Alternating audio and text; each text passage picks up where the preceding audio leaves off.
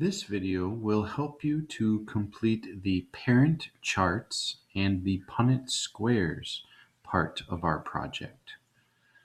To start out, for the parent charts, you are going to need to select two of the Muppets to be parents for your offspring.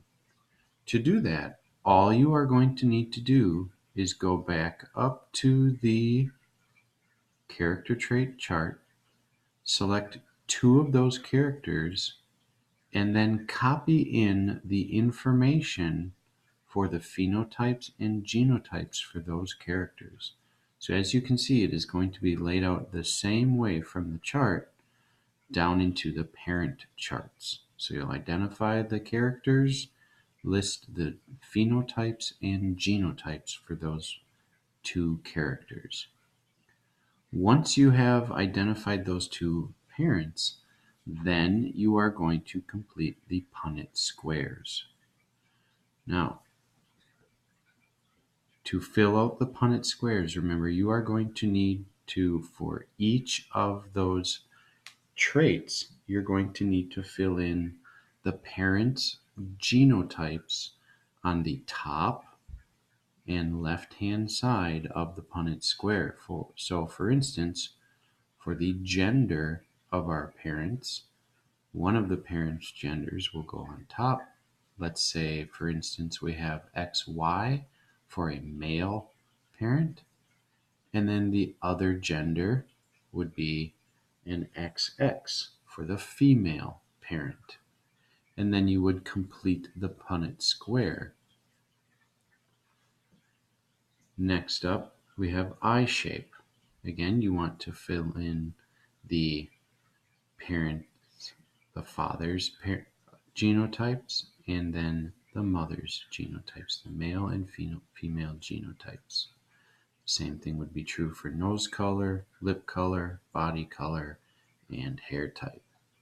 Now, the important thing that you are going to have to remember is when you are completing the Punnett Squares, when you are filling in the inside of the Punnett Squares, you need to remember that some of the traits follow complete dominance. Again, these are listed in reference table 1. So, eye shape follows complete dominance. There will be one trait that is dominant over another. The same is true for nose color. Now, lip color, again, and body color both follow the incomplete dominance trait. That is where you can create a mixture between the colors. Okay, so when you are completing those Punnett Squares, remember that is going to create a mixture for incomplete dominance. And then, last but not least, we have hair type, which is once again a complete dominance. You will have one trait dominant over the other. So when you are completing the Punnett Squares, you need to make sure you remember that they follow either complete dominance or incomplete dominance. Last but not least, once you have filled in your Punnett Squares with the genotypes for the offspring, the possible genotypes in the Punnett Squares, you are going to have to determine what will your offspring have for those individual traits. To do this, you are going to flip a coin twice. You can get the coin from the teacher. You will need to pay attention to what you are flipping and the order that you flip it in. For example, if you were to flip a heads, then another heads, you would identify the top left box as your trait for your character. If you were to flip a heads, then tails, you would select the top right box.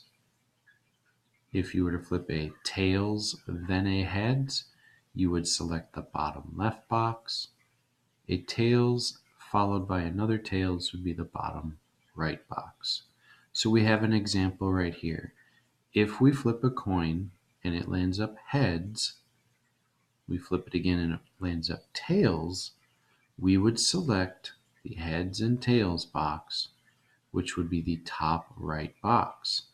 And the genotype for our character then would be Z, Z, capital Z, lowercase d, the heterozygous. Okay. So again, you can use this video to help you complete the parent charts and Punnett squares for your characters.